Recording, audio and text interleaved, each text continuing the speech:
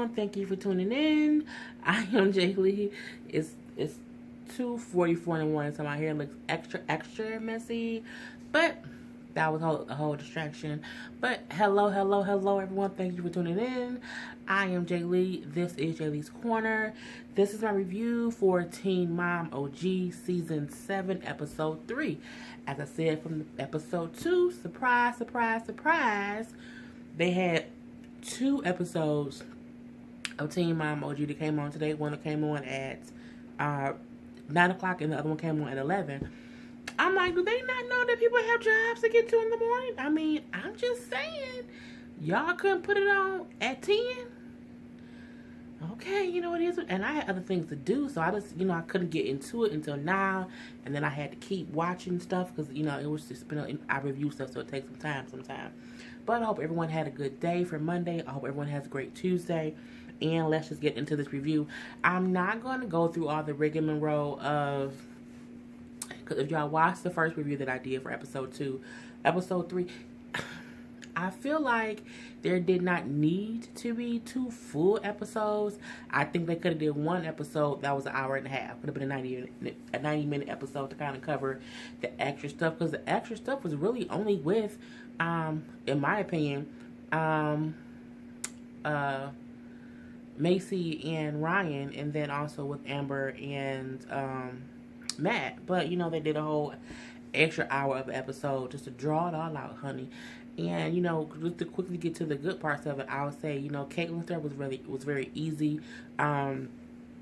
Basically, they're starting their clothing line. The whole thing is called Terra Nova or something like that. They've been talking about for, I think, since last season, if not, since last season. And so they're all nervous about that. It's going to be a big project to do.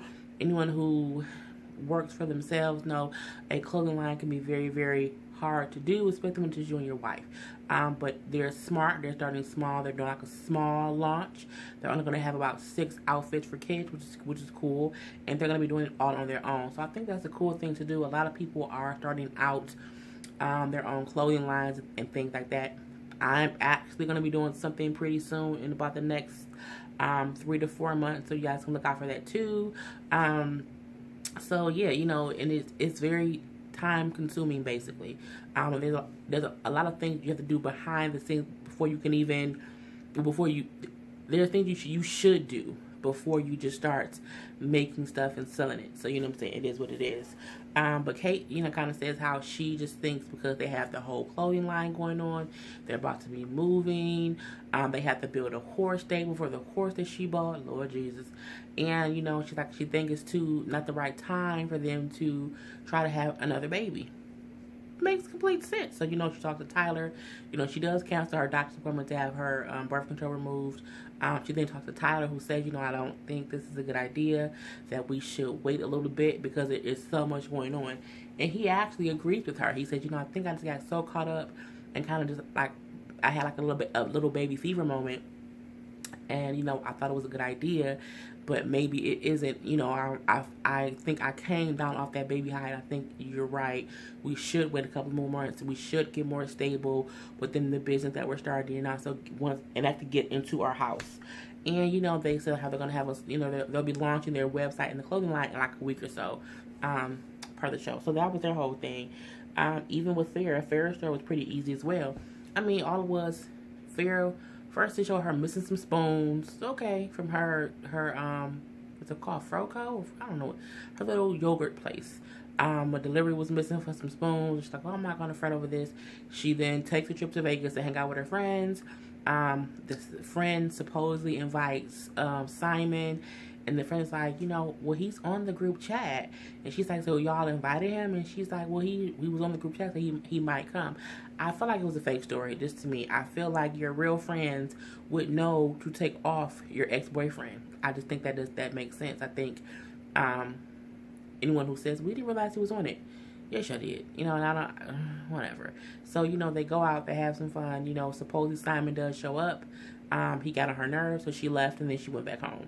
And, it was what it was.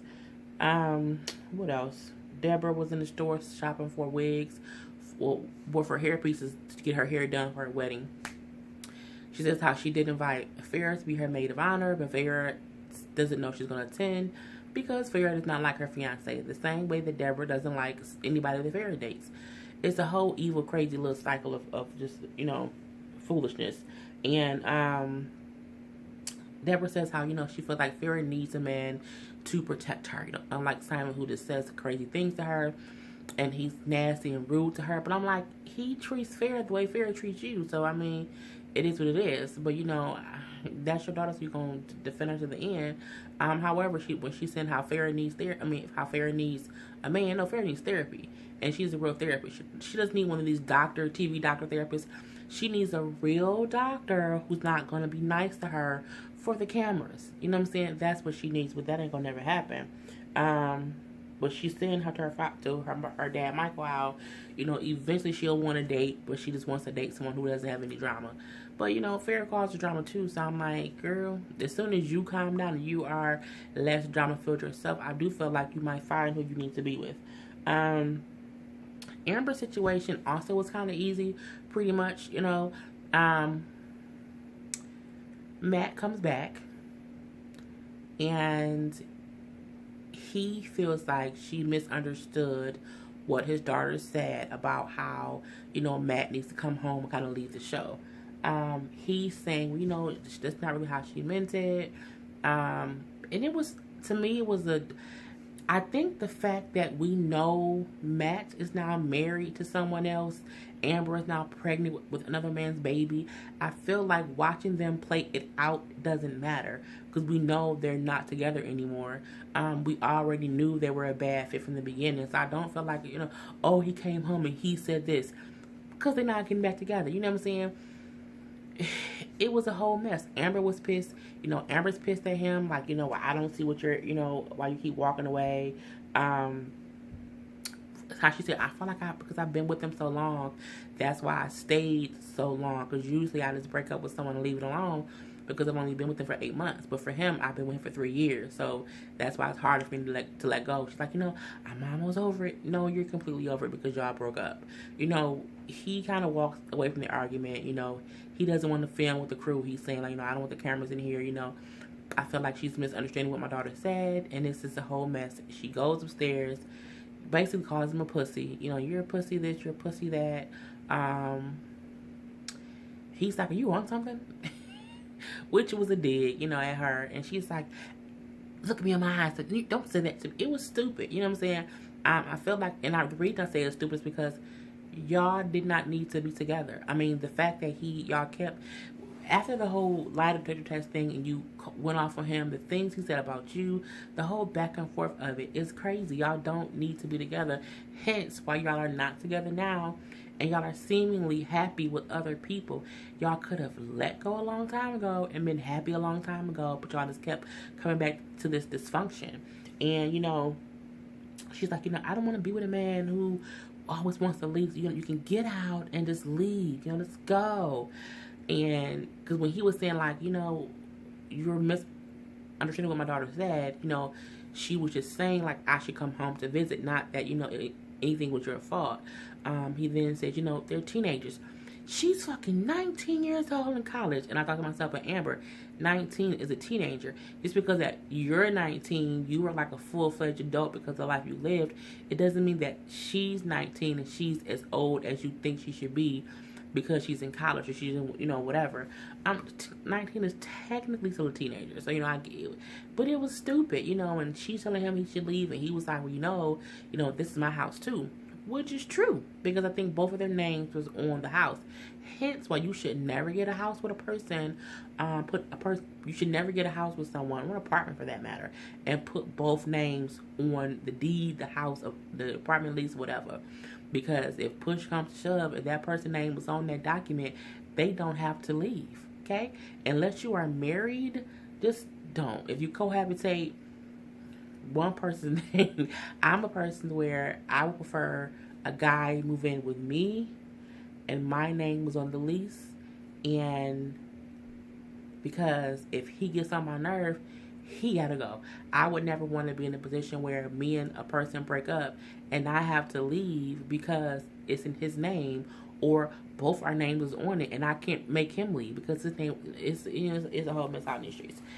Anywho, when he says, I don't, this is my house too, or you're gonna be a pussy and stay, a real man would leave. It was a dumb argument to me. And he left. And, she's like, don't call me after. You're like, trust me, I won't. And it don't matter because, again, as we learned, Matt has recently got married to someone else. And Amber is pregnant about the guy that she met on marriage boot camp. So, it was what it was. Now on to the whole point to even them having this second episode of Teen Mom OG. So we all know that Ryan is out of rehab. And this episode starts off with Bentley giving Taylor his gift for Father's Day. And, then Macy letting him know, hey, Bentley's been asking me about going to see Ryan. He also made Ryan a gift for Father's Day. He kind of wants to take it to him. So I think because Bentley asked, I'm going to take him over there for a couple of hours so he can give us that as a gift and he can see him. So, we like, okay, that's what's going to happen, But she says that she doesn't want the cameras to film it because this is the first time Billy has saw him in at least a month. It's been a while since he saw his dad. So she's like, for the first time of them seeing each other, I just don't want that on camera. And because I haven't been around him since all of this going on, so I just don't want that filmed. I completely get it. I think that's the one thing about the show that I like is when Macy has these real moments to where she's like, I know we're shooting a show, but I don't want this part filmed because if it goes bad, I don't want it on film. And that means if it goes bad on either side. And plus, I want to let my son reconnect with his dad. It's off camera. Let them have that moment. I thought that was a good thing. But Macy was saying how, Taylor was saying how, it's kind of unfair that, Ryan wants to be this father to Bentley. He wants Bentley for Father's Day. He's like, but he hasn't been an active father. He's like, because Macy said, you're his father. And I think people might find that offensive since Ryan is Bentley's biological father. But, I can speak from experience where a stepfather who is in your life on an active basis from your childhood up is every bit your father as your biological father who was never there. So, I don't want anyone to be like, well, I can't believe she said that he was, that he's also Bentley's father. And then Taylor said, yeah, I am his father. And, Ryan should, he should be blessed to have Bentley in his life, even when he's not an active father. Why can't I spend the whole day with Bentley? I completely get it because it's a thing of, and people gonna say, well, that's still his biological father. But my thing is, you can't sometimes it's not fair to penalize a step parent because the absentee biological parent wants to kind of, hey, I'm here, hey, some attention here. That's not fair. If you can't be active in my life 24/7, 365 days a year, then you should not be able to be recognized on Father's Day when you're not an active father. I can say that, not even as an adult, I can say that as a child who had a biological father and a stepfather who is my dad. You know what I'm saying? I don't call him my biological father. I call him by his name because my stepfather was who raised me. So I can completely get Macy and Taylor's point, and I can get that point from a child standpoint. You know what I'm saying? So, I got what they said. So, it was what it was. Macy says how she's not going to allow Ryan to basically bully her into letting Bentley be around them by constantly calling her and texting her and leaving those crazy messages that we saw in the last episode. So then at the same time of that, we then see at Ryan's house, his parents' house, how they're all sitting around, and Ryan was eating. I mean, Ryan was eating like a slave. You know what I'm saying? It was bad. I'm like, boy, is you starving? What's going on here? He asked his mom, has Macy texted you back? Because, of course, Macy isn't talking to him. But probably because y'all haven't had any contact. And the only person who she probably had contact with is his parents. And, his mom said, well, yeah, she did text me. And she said, I'll bring Bentley over for a while, but not while the cameras are there. So Ryan's like, why doesn't she want to film it? You know, she wants to film everything else and wants to show everything else. And then Mackenzie, oh monkey ass, says, you know, that's just, you know, it's just so rude. Bitch, what? And I don't want to call her a bitch, but bitch, what? How is it rude that the mother doesn't want the cameras around when her son sees his dad for the first time since he's been in rehab? Huh? I feel like this season, Ryan's family is going to heavily go after Macy, as they have never done before. And the weird part for me is, over the years, Jen and Larry have always spoke highly of Macy, how great of a parent Macy was. They have never said anything bad about her for the most part. They have always said how Ryan should be a better parent. So for me, it's strange to see how all of a sudden, at least Jim is so against Macy. I mean, it kind of pisses me off. And you see how his mom, Jen, she's trying to not pick sides. She's trying to really be fair. And she's doing what a parent is supposed to do and say, hey, it ain't even about you two people. It's about y'all kid. Ryan don't get that. And Mackenzie, monkey ass, I just want her to go sit and have several seats and you ain't shit stadium, because how dare you say it's rude?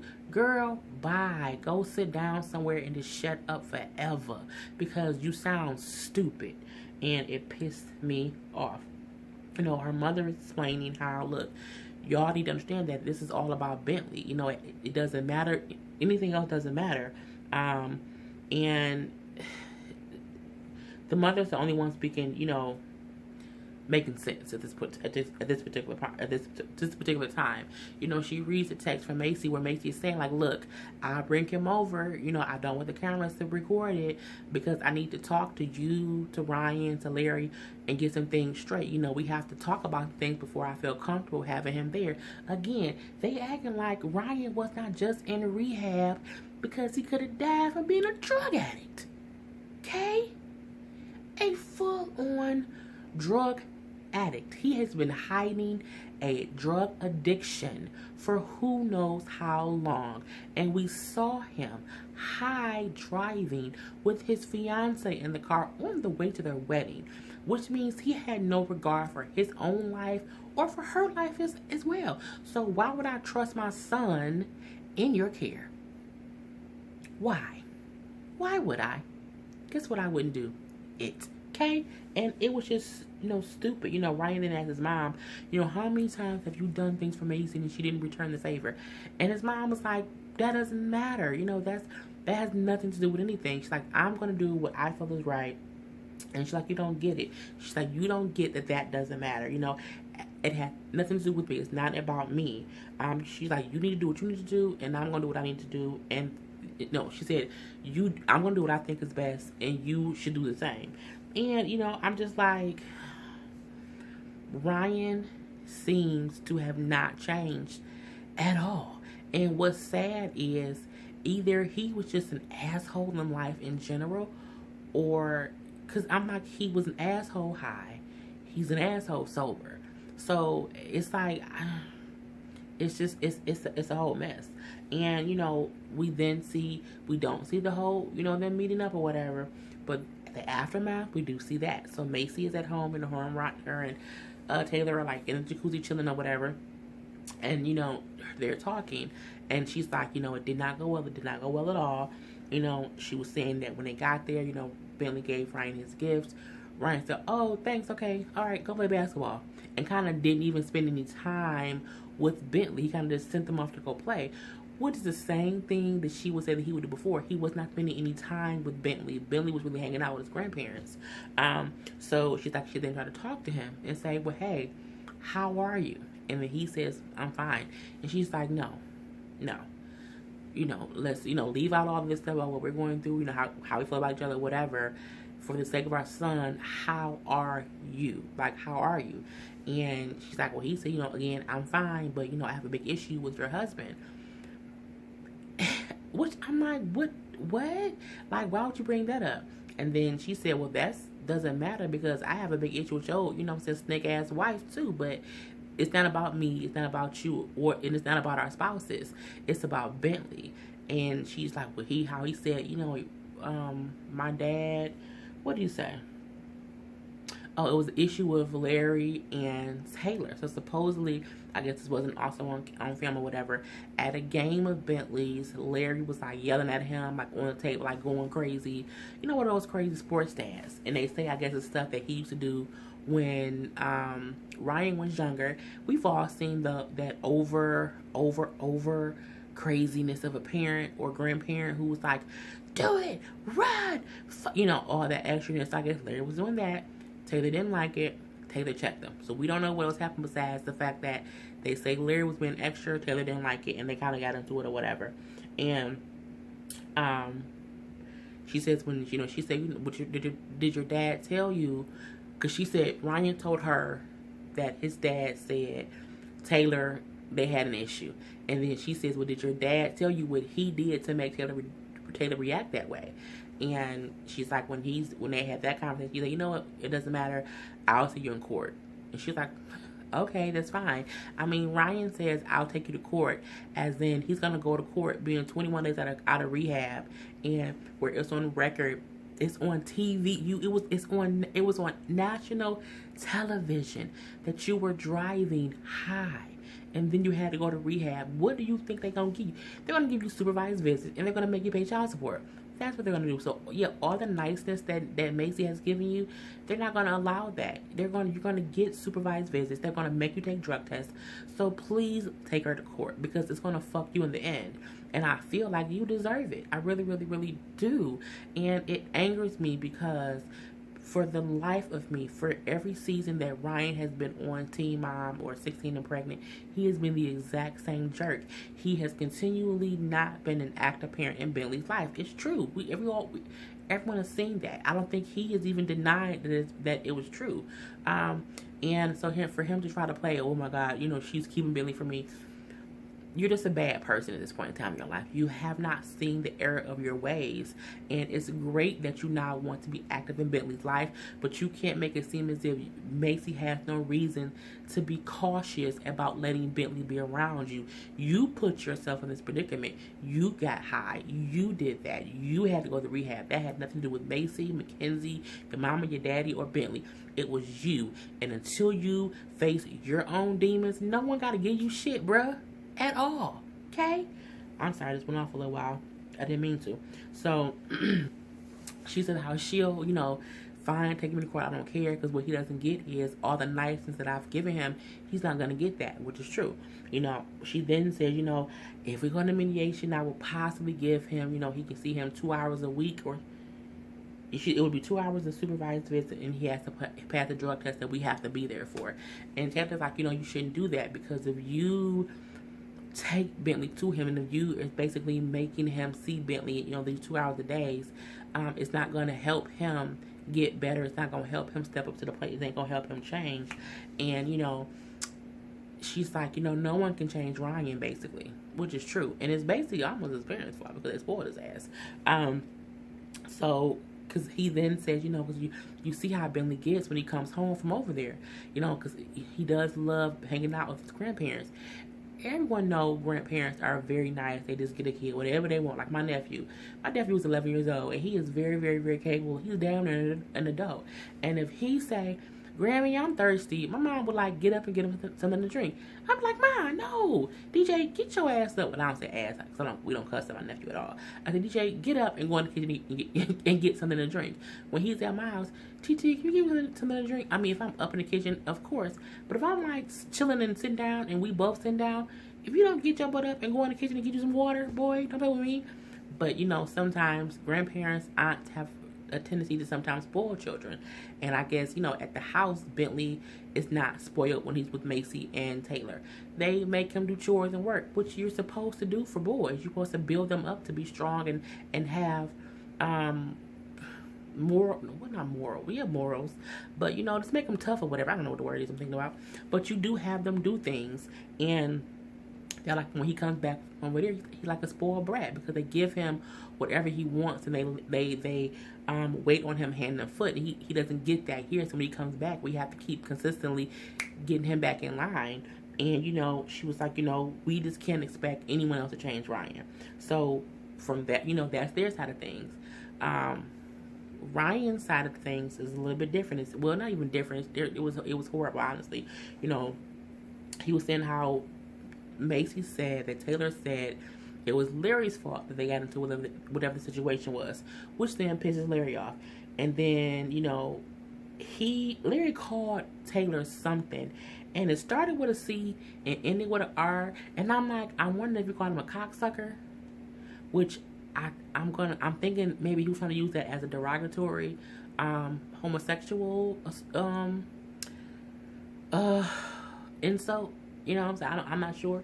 Because I'm like, I don't know any. That's the only word I can think of that it will bleep out. That started with a C and ended with R was cocksucker. I don't know. And his wife was like, Larry, for God's sakes, why would you say that? And she kind of walks away pissed off, because I think when Ryan and his dad are on good terms, they are both. It's weird. It's a weird Ryan can do no wrong and Macy is the devil. Tag team match. It's like the Demolition Man, it is weird. It's the Demolition Man. It's just weird. And I'm like, I don't like what's going on here. And Ryan then says how I don't know why Macy acts like that. She seems jealous and unhappy. She needs to learn how to handle her man. And this is my action. This is my face when they said it. He said, I don't know why she acts like that. She seems jealous and unhappy. I was like, what?